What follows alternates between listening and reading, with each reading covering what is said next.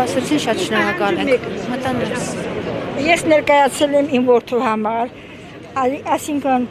ստենց բացատրեմ էլի, քանի որ իմ տղան կոմայի մեջ ծանր վիճակում տեղափոխել ենք Հայաստանի Հանրապետության բուժման նպատակով, այդ ընթացքում ճանապարհի փակ լինելու պատճառով որդիս բուժվելուց հետո չի կարողացել հետ վերադառնալ Արցախ։ Ուստի ինքը մնացել է Հայաստանում։ 23 թվականի տեղահանումից հետո, ովքեր տեղահանվել արցախցիներից եկել են, բոլորը շահառու են դարձել, բայց ինչու իմ որդուն շահառու չեն դարձնում, ասում են ինքը բլոկադայի ժամանակ է տեղափոխվել այստեղ, բայց ես գիտեմ, որ նախարարի կողմից հրաման է եղել, որ բլոկադայի ժամանակ Հայաստանի Հանրապետությունում մնացողները նույնպես կարողանում են ստանալ թեկուզ 40 գումարած 10։ Ոչ մի աջակցության իմ որդին շահառու չի եղել։ Ընդհանրապես դուք չեք ստացել։ Ես ստացել եմ, ընտանիքի մի տղա, իմ որդիներից մեկը չի ստացել։ Ինչքան ժամանակ եք ստացել։ Ես միջև հիմա է ստանում եմ։ Ես խնդիր չունեմ, բայց այ իմ որդի խնդիր ունի։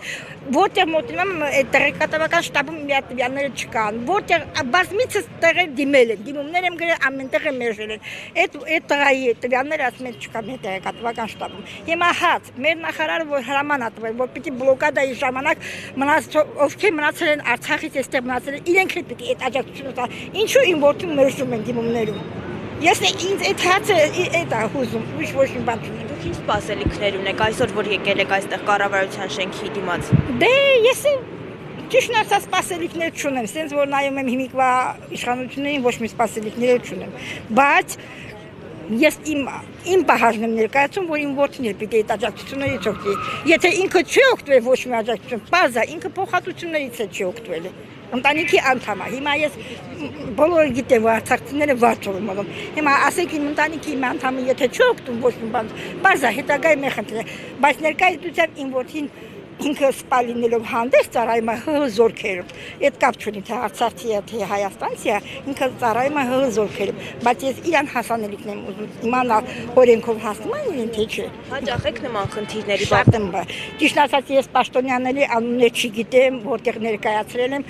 կոնկրետ չեմ կարող նշել ով այդ, բայց ամեն շատը Նալբանդյան 17-ում եմ մի քանի անգամ դիմում գրել, դա հաստատ հիշում եմ։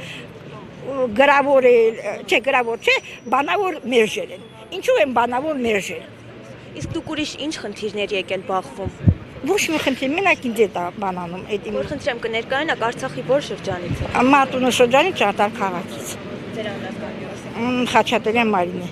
Ներեցեք այս ընթացքում ընդհանրապես աջակցություն չեք ստացել։ Ես ստացել եմ, իմ ընտանիքի անդամները ստացել են, բացի այդ մի որդուց։ Մեկ էլ եմ ասել։ Ներողություն, իսկ դուք ինչ խնդիրների եք բախվում։